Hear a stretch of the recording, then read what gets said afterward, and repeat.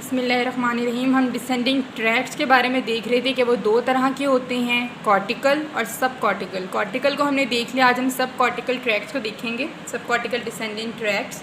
तो ये चार होते हैं mainly: vestibulospinal tract, pontoreticulospinal tract, medullary reticulospinal tract और रूब्रोस्पाइनल ट्रैक्ट। ये पोंटोरेटिकुलोस्पाइनल ट्रैक्ट और मेडुलरी रेटिकुलोस्पाइनल ट्रैक्ट को हम रेटिकुलोस्पाइनल ट्रैक्ट भी सिंपली कह देते हैं। अब इनके फंक्शन को जनरली देख लेते हैं। वेस्टिबुलोस्पाइनल ट्रैक्ट और पोंटोरेटिकुलोस्पाइनल ट्रैक्ट जो हैं ये एक्सटेंसर मसल्स को कंट्रोल करते हैं। एक्सटेंसर्स या फिर जिसे हम एंटी ग्रेविटी मसल्स कहते हैं, तो ये जो हैं एक्सटेंसर मसल्स के लिए हैं, और ये मेडुलरी रेटिकुलोस्पाइनल ट्रैक्ट और रूब्रोस्पाइनल ट्रैक्ट जो हैं फ्लेक्सर मसल्स के लिए। अब इनको याद हम किस तरह से कर सकते हैं? जिस निमोनिक से मैंने याद किया मैं आपको बताती हूँ। मैंने यूँ याद किया है VPE यानी कि वर्चुअल पोटेंशियल एनर्जी। तो V से वेस्टिबुलोस्पाइनल ट्रैक्ट, P से पोंटोरेटिकुलोस्पाइनल ट्रैक्ट और E से हैं एक्सटेंसर मसल्स। और बाकी अगर ये याद हो जाए तो ये भी याद हो ही जाएगा, लेकिन मैंने इसे इस तरह से याद किया है।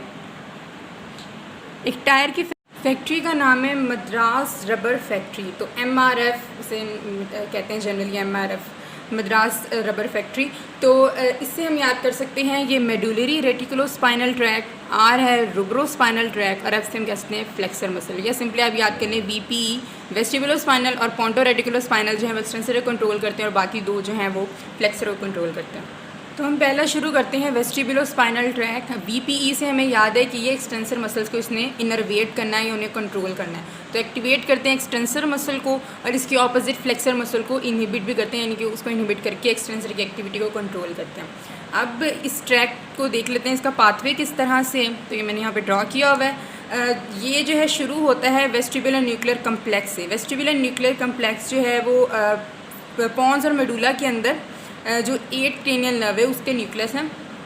4 न्यूक्लियस का कम्प्लेक्स बनता है, सुपीरियर, लैटरल, मीडियल और इन्फीरियर। इसे कहते हैं वेस्टिबुलर न्यूक्लियर कम्प्लेक्स। अब इस वेस्टिबुलर न्यूक्लियर कम्प्लेक्स के पास दो जगह से इनपुट आती है। एक तो इसके पास इनर एयर से आती है और दूसरा सेरिबेलम से आती है। अब इनर एयर से कौन कौन से स्ट्रक्चर से आती है? एक आती है मेक्यूला से, दूसरी आती है क्रिस्टा एम्पुलैरिस से। हमें पता है कि मेक्यूला जो है वो लीनियर एक्सेलरेशन को डिटेक्ट करता है और क्रिस्टा एम्पुलैरिस जो है वो डायनामिक एक्सेलरेशन को डिटेक्ट करता है। यहाँ से इसके ऊपर पॉजिटिव फीडबैक आ रहा है, ये इसको स्टिमुलेट करेगा और यहाँ से फेस्टिजियल न्यूक्लियस ऑफ सेरिबेलम, जो डीप सेरिबेलर न्यूक्लियाई हैं उनमें से एक है, यहाँ से आएगा और ये इसको एक्टिवेट करेंगे। अब यहाँ से जो है वेस्टिबुलोस्पाइनल ट्रैक्ट निकलना शुरू होगा। लैटरल से ज़्यादा निकलता है, मैंने यहाँ पे थिक से शो किया, वैसे ये लैटरल से ज़्यादा निकलेगा और मिडल साइड से थोड़ा कम निकलता है। ये मिल के जो यहाँ पे ट्रैक बना है इसे हम कहते हैं वेस्टिबुलोस्पाइनल ट्रैक्ट। ये यहाँ पे लैटरल वाइट कॉलम के अंदर जाएगा। बस अब याद रखें कि जो मैंने चारों बताया ना वो सारे लैटरल वाइट कॉलम के अंदर जाएंगे सिवाय पोंटोरेटिकुलोस्पाइनल ट्रैक्ट की। तो ये इधर जा रहे हैं लैटरल वाइट कॉलम के अंदर, ये जाएंगे। देखिए ये इन्होंने डेक्यूजेट नहीं किया, ये सेम इससे लैटरली जा रहे हैं नीचे, यहाँ पे नीचे गए, यानी कि हम ये कह सकते हैं कि अगर इनका यहाँ पे लियन होगा तो सेम साइड का ही हमें मोटर लॉस मिलेगा एक्सटेंसर मसल्स का। तो ये यहाँ पे सीधा जा रहे हैं यहाँ पे। अब यहाँ पे ये जो है इंटरनेंशियल न्यूरॉन्स पर भी रिले कर सकती है, यानी कि जिस रिले न्यूरॉन जिसे हम कहते हैं वहाँ पे भी सिनैप्स कर सकते हैं, या फिर ये डायरेक्टली अल्फ़ा और गैमा मोटर न्यूरॉन्स पर एक्ट करके और इनकी एक्टिविटी को या तो बढ़ा सकते हैं या फिर इनकी एक्टिविटी को कम कर सकते हैं। अब अगर सर्वाइकल सेगमेंट के अंदर होगा, यानी कि सर्वाइकल सेगमेंट और स्पाइनल कॉर्ड के अंदर होगा, तो मेनली ये फोरहेड और नेक के एक्सटेंसर मसल के लिए होंगे। और अगर ये उससे नीचे होगा, सर्विकल सेगमेंट से नीचे होगा, तो ये अपेंडिकुलर या एक्सियल मसल्स के लिए और अपेंडिकुलर मसल्स के एक्सटेंसर मसल को कंट्रोल करेगा। तो ये हो गया।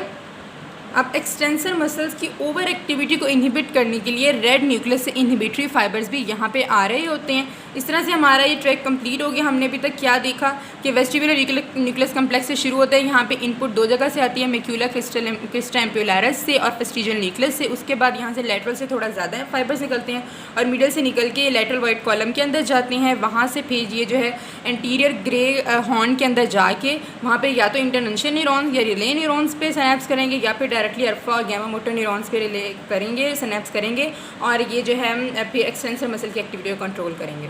अब हम देखते हैं पोंटोरेटिकुलोस्पाइनल ट्रैक्ट। बीपीई से हमें याद है कि वेस्टिबुलोस्पाइनल ट्रैक्ट ने और पोंटोरेटिकुलोस्पाइनल ट्रैक्ट ने एक्सटेंसर मसल्स को स्टिमुलेट करना है, उनको इनर्वेट करना है। इस तरह से ये वेस्टिबुलोस्पाइनल को असिस्ट भी कर सकते हैं, हम इस तरह से एक तरह से भी कह सकते हैं। तो अब इसका पाथवे पे सिंपली आ जाते हैं।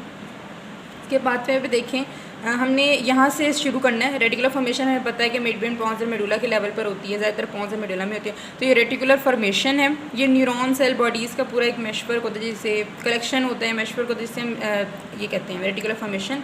तो रेटिकुलर फॉर्मेशन में ये क्योंकि पोंटोरेटिकुलर स्पाइनल ट्रैक है, तो पॉन्स के लेवल पर, ये पॉन्स के लेवल यहाँ पे जो है, यहाँ से इसके फाइबर्स निकलेंगे।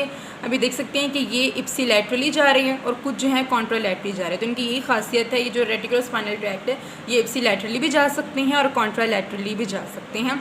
ये अब जो पोंटोरेटिकुलर स्पाइनल ट्रैक्ट है ये एंटीरियर वाइट कॉलम के अंदर, ये मैंने आपको पहले भी बताया था कि जो सारे हम सब कॉर्टिकल डिसेंडिंग ट्रैक्ट्स पढ़ेंगे सारे जो हैं वो लेटरल वाइट कॉलम में जाएंगे सिवाय पोंटोरेटिकुलर स्पाइनल ट्रैक्ट के। तो देखें ये एंटीरियर वाइट कॉलम में जा रहे हैं, जो डेक्यूजेट हो रहे हैं वो भी, और जो इप्सिलैटरली जा रहे हैं वो भी एंटीरियर वाइट कॉलम में जाके फिर इनकी फाइनल डेस्टिनेशन में पता है कि सारे कॉर्टिकोस्पाइनल सब कॉर्टिकल ट्रैक्ट्स की final destination anterior grey column है। तो ये एंटीरियर ग्रे हॉर्न है, यहाँ पे एंटीरियर ग्रे हॉर्न के अंदर जाके और फिर ये इस तरह से या तो इंटरनेशनल न्यूरॉन या फिर अल्फा और गैमा मोटर न्यूरॉन को स्टिमुलेट या फिर इनहिबिट करके एक्सटेंसर मसल्स की एक्टिविटी को कंट्रोल करेंगे। अब यहाँ पे ये डायरेक्टली खुद तो नहीं स्टिमुलेट हो जाएंगे, यहाँ पे कोई इनको स्टिमुलेट करने के लिए आएगा। तो आप देखें इनके पास थैलेमस से भी आएंगे, हाइपोथैलेमस से भी आएंगे। अब ये थैलेमस वाले देखिए रेड न्यूक्लियस से होके रेड न्यूक्लियस को स्टिमुलेट करेंगे, रेड न्यूक्लियस जाके फिर रेटिकुलर फॉर्मेशन को स्टिमुलेट करेगा और ये वाला ट्रैक स्टिमुलेट होगा। या फिर कॉर्टेक्स से भी इनकी स्टिमुलेशन आएगी, ये कॉर्टेक्स यहाँ पे स्टिमुलेट और रेटिकुलर फॉर्मेशन जो कि फिर पोंटोरेटिकुलर स्पाइनल ट्रैक को स्टिमुलेट करेगा। इसके अलावा डीप सेरिब्रल न्यूक्लियाई भी इनको स्टिमुलेट या पॉजिटिव फीडबैक भेजती हैं। और फाइनल वन जो कि असेंडिंग ट्रैक्स यहाँ पे जा रहे होते हैं वो भी इसको पॉजिटिव फीडबैक देते हैं या नेगेटिव फीडबैक देते हैं। अब हम देखते हैं रूब्रोस्पाइनल ट्रैक। एमआरएफ से हमें याद है कि जो है रूब्रोस्पाइनल ट्रैक वो फ्लेक्सर मसल्स के साथ फ्लेक्सर मसल्स को इनर्वेट करता है और मोर स्पेसिफिकली अपर लिम्ब के फ्लेक्सर मसल्स को इनर्वेट करता है। और इसके साथ साथ जो है ये लैटरल कॉर्टिकोस्पाइनल ट्रैक को असिस्ट भी करता है। ये देखिए ये डायग्राम के अंदर शो हो रहा है, ये लैटरल कॉर्टिकोस्पाइनल ट्रैक्ट है, ये रूब्रोस्पाइनल ट्रैक्ट है। तो ये यहाँ जाके लैटरल कॉर्टिकोस्पाइनल को भी असिस्ट कर रहा है। उसके बाद अब इसका पाथवे देख लेते हैं हम। ये रेड न्यूक्लियस से शुरू होता है कि पाथवे। रेड न्यूक्लियस अब क्या है, ये जब हम मिड ब्रेन को सुपीरियर कॉलिकुलस के लेवल पर कट करते हैं, उसे क्रॉस सेक्शन लेते हैं, तो वहाँ पे हमें टेगमेंटम वाले रीजन के अंदर ये नज़र आता है। मिड ब्रेन को अगर क्रॉस सेक्शन काटे तो हम उसे 3 सेक्शंस के अंदर डिवाइड करते हैं, पार्ट्स के अंदर। पहले टेक्टम, बैक साइड से पहले टेक्टम फिर टेगमेंटम, आगे क्रस सेरिब्रल, तो ये टेगमेंटम वाले पार्ट के अंदर हमें नज़र आता है। ये रेड इस वजह से होता है क्योंकि इसकी ब्लड सप्लाई ज़्यादा होती है, आयरन इसके अंदर ज़्यादा होता है, तो ये रीज़न होते हैं। बहरहाल यहाँ से रेड न्यूक्लियस से ये शुरू होगा, डाउनवर्ड मूव करेगा और ये देखिए इसकी डेकोजेशन उसी लेवल पर हो रही है। जैसे ही वो रेड न्यूक्लियस से निकलेगा फ़ौरन इसकी डेकोजेशन हो जाएगी और फिर जो है ऑपोजिट साइड पे चलेगा और लेटरल वाइट कॉलम के अंदर ये जाएगा। जैसे कि मोस्टली हमने देखे थे कि जो हमने 4 देखे थे सब कॉर्टिकल, जो हमने डिसेंडिंग ट्रैक्स हमने कहे थे, उसमें था कि रूब्रोस्पाइनल था, पोंटोरेटिकुलोस्पाइनल था, मेडुलरी रेटिकुलोस्पाइनल था, इसके अलावा वेस्टिबुलोस्पाइनल था। हमने कहा था कि मेजरली सारे लेटरल वाइट कॉलम के अंदर रन करते हैं सिवाय पोंटोरेटिकुलोस्पाइनल के, वो एंटीरियर वाइट कॉलम में जाता था। बाकी इसके अलावा बेशक जो वेस्टिबुलोस्पाइनल है वो भी एंटीरियर में जाता है, लेकिन मोस्टली वो लेटरल वाइट कॉलम के अंदर रन करता है। तो यहाँ पे तो लेटरल वाइट कॉलम में जाएंगे। और बाकी ये तो हमें पता है कि जो सब कॉर्टिकल ट्रैक्स हैं, डिसेंडिंग ट्रैक्स हैं, उनका फाइनल डेस्टिनेशन तो एंटीरियर ग्रे हॉर्न नहीं होना है। तो यहाँ पे एंटीरियर ग्रे हॉर्न में आएंगे, या तो इंटरनेशनल न्यूरॉन्स को स्टिमुलेट करेंगे या डायरेक्टली अल्फा और गैमा मोटर न्यूरॉन्स को करेंगे, और ये लेटरल कॉर्टिकोस्पाइनल को भी असिस्ट करते हैं। ये हो गया। उसके बाद ये देखिए अब ये खुद ब खुद तो स्टिमुलेट नहीं होंगे, यहाँ पे 2 तरफ से इनपुट आती है। एक तो ये कॉर्टिकोरूब्रल फाइबर्स हैं जो कि कॉर्टेक्स से आ रहे हैं, और दूसरे सेरिबेलर न्यूक्लियाई से आ रहे हैं, डीप सेरिब्रल न्यूक्लियाई, ग्लोबोज और एम्बोलिफॉर्म। तो इस पाथवे को ग्लोबोज एम्बोलिफॉर्म रूब्रल पाथवे कहते हैं।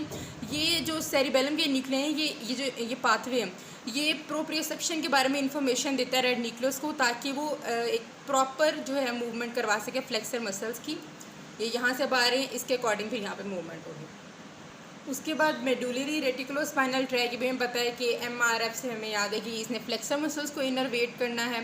अब इस पाथवे की तरफ आ जाते हैं मेडुलरी रेटिकुलोस्पाइनल ट्रैक्ट के।